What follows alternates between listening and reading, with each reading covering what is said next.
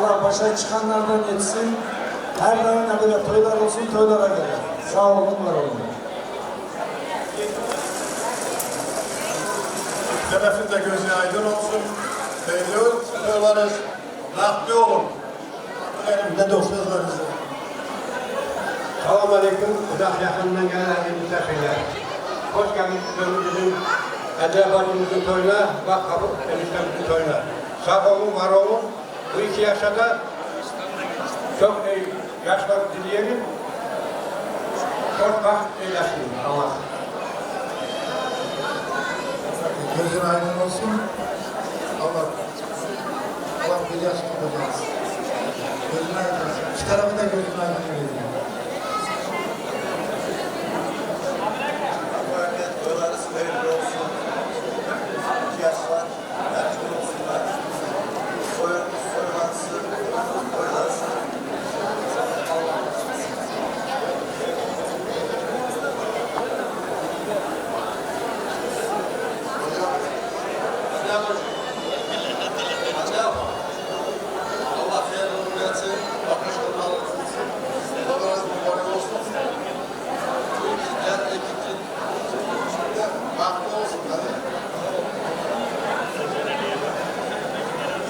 Kendiler gene bir kere Allah hayırlı uğurlu etsin.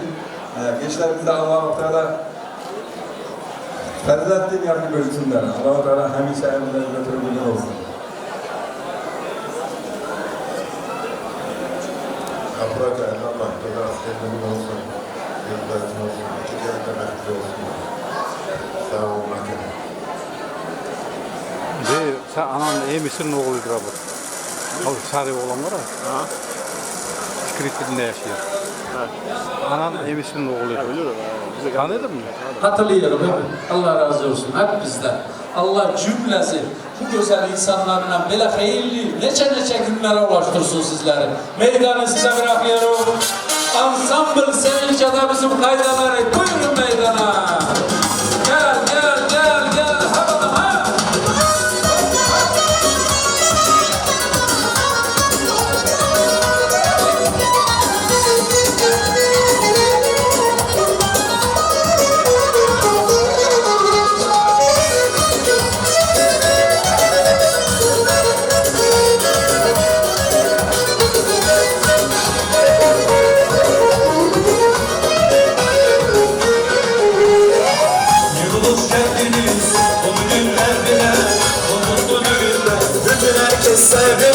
Oynayın insanlar, siz verin ellere. Söyleyin şarkılar, kahve olsun dile.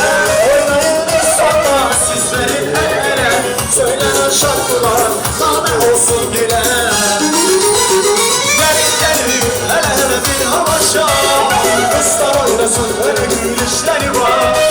Beyaz gülmüş kılaya koş eline. Aslan gelin gelin eline. Gelin gelin her bir havaşa. Kızlar oynasın öyle gülüşleri var. Beyaz gülmüş kılaya koş eline. Aslan gelin gelin eline.